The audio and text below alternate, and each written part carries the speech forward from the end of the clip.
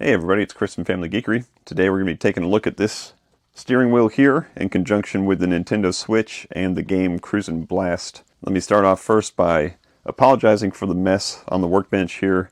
I've got a couple projects coming up and got some stuff laid out for them, but I wanted to set this up and review this steering wheel. Now, I've been a longtime fan of racing games all the way back from the days of like pole position in the arcades. And then of course, as games got better and better in the arcades, games like Cruisin America and Cruisin USA were definitely my favorites. And I've owned a lot of steering wheels over the years for PC, PlayStation, Xbox, a little bit of everything. This is going to be my first Nintendo Switch wheel. And I thought if I'm going to try out a wheel, I've got to try it out on a game that is just perfect for me, and that is Cruisn Blast. So let's talk a little bit about this wheel first. This is made by Hori, a big name in controllers, of course. And they make two varieties of this. This is the Mario Kart Racing Wheel Pro Deluxe. And I think they had Apple help them out with naming on that because that's a lot of words. But they also make a Wheel Pro Mini, which is cheaper, smaller. It looks more like a kid's toy. This one looks more like a authentic steering wheel, but it's still a toy, obviously. But this is probably the higher quality of the two, and this is the one I went with. It looks more adult, in my opinion. It's got some rubber grips here. It comes with some pedals that we'll talk about in a second. And while it's definitely not as good as like a Logitech, force feedback or something that you can get on a PC when you're playing your racing games, it's about as good as you can get for the Switch. Now, it's called the Mario Kart wheel. And the irony is, I don't know if I'd play Mario Kart style games with something like this. I would play games that you want more precision control in your steering. With Mario Kart, it's usually like push all the way to the left, push all the way to the right, and, do those hard turns and stuff. And you wouldn't normally be, doing like that. But obviously, this is the biggest name in racing for Nintendo, so it makes sense that they branded it that way. But let's take a look at the wheel itself and some of the features. Obviously, you get the base unit here that either comes with suction cups if you're going to stick it onto like a coffee table or something, or it comes with a clamp to hold it onto a desk. Now, I've got this clamp on this workbench here, and I've torqued the thing down just about to the point that I thought pieces of plastic were going to break, and there's still a decent amount of play with it. I don't think it's going to come off the bench while I'm playing, but it's definitely not as secure as what I thought it would be, considering the screw that it comes with is metal, and it screws up through the bracket into the unit itself here, and it's got a metal insert thread. But like I said, it's still not, I don't know if it's just the angle that it grips at or something, it's just not as kind of secure as I thought it would be, but it's going to do the job. Definitely better than the little suction cups that came with it. They were pretty small. And it comes with a pair of wired pedals here, and the pedals do have some grippy stuff on the bottom if you're going to put it on the floor. And then this part actually folds out, and there's some grippy stuff here. So I wonder if that's to give you a little bit more surface area and to give you a kind of a landing pad here for your foot to lay on. So we'll talk about this some more later. But around the wheel, you've got several controls. Let's talk about these first, the paddles, the left and right paddles. So the left and right paddles are essentially going to be like your left and right shoulder buttons on your Joy-Cons. You've got the ZL and the ZR here on the front that you can hit with your thumbs. The pedals themselves map by default to A and B. So A and B, which is going to be usually your accelerate and brake for most games on the Switch. So you've got a full D-pad over here with the A, B, X, Y buttons over here. Home button, the plus and minus buttons. And then you've got the capture button here. I'm guessing that captures a screenshot. Yep, it sure did. And then we've got some buttons on here to program and remap all the buttons on here. So that's pretty important. Depending on the game that you're playing, your accelerate, your brake, and your shift and stuff like that may not be exactly mapped out perfectly. So you've got some buttons here that you can press, and the instruction booklet will talk you through how to do it. And you can actually remap any of these buttons to do any other function. Luckily, by default, looks like everything that I've got working on Cruisn Blast is working just right out of the package. But that again is because this is kind of an arcadey type game. Now when we look at these paddles here, you'll notice as soon as I click them, they're simply just buttons, right? They're not analog controls, so you're not going to use these.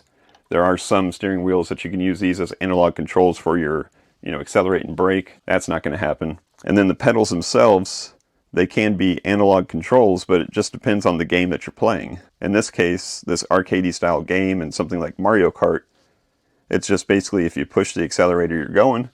If you push the brake, you're stopping. And that's mostly because it's just seeing those pedals basically as A and B buttons. So the A and B buttons are just digital buttons. They're not analog controls. Now there are a few games in the Nintendo library that will let you reassign your accelerate and your brake to an analog stick. And if you can map it to an analog stick, then you can reprogram the pedals to be up and down on that analog stick.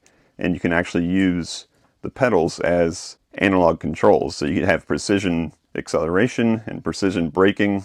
And the two games that I know off the top of my head that let you do that is going to be Grid and Wreckfest. I'm sure there'll be more as they go, and games can always be patched to allow for that, but those are just the two that I know off the top of my head. So enough talking about the wheel, let's go ahead and take it for a little spin. Now it's going to be a little hard based on where the camera is for me to get a good grip on this, but let's go ahead and take it for a ride. Alright, off and racing. So this is definitely, feels a lot better than the joysticks for something like this. And you can actually assign, I'm going to talk and drive at the same time, that's a bad idea. You can actually assign and reset the steering ability from 270 degrees to 180 degrees, so that'll change how you handle.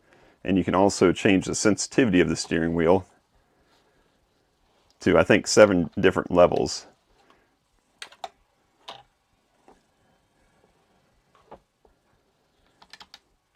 Now I'm using the pedal right now, and standing up I can tell you it's not very comfortable at all.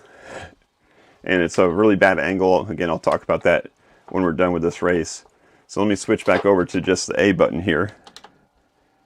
Now in this game, because of the double tap on the accelerator, you would not want to do that with that plastic accelerator, but with the A button here, it works just fine.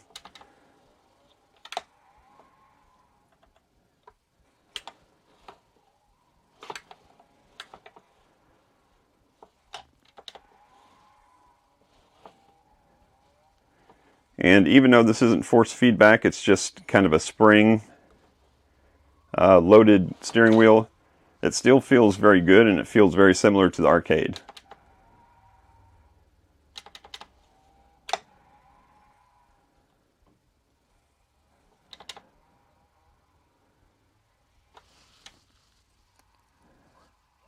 First place, still got it.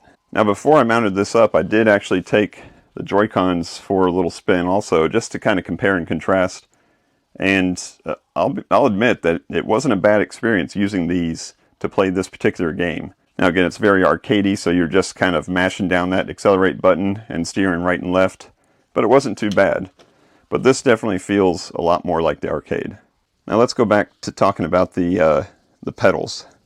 And I'm not going to be able to give it a fair shake because I am standing up, and that is just not ideal for this.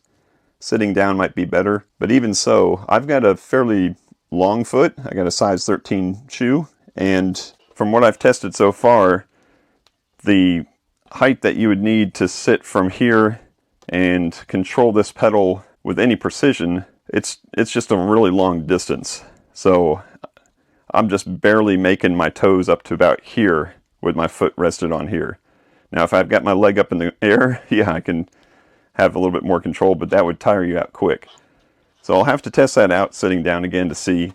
Also, just kind of having your foot planted like this, it's going to be kind of hard to go back and forth between pedal and brake. So if you're playing a more precise game like that Grid, then you may need to figure that out.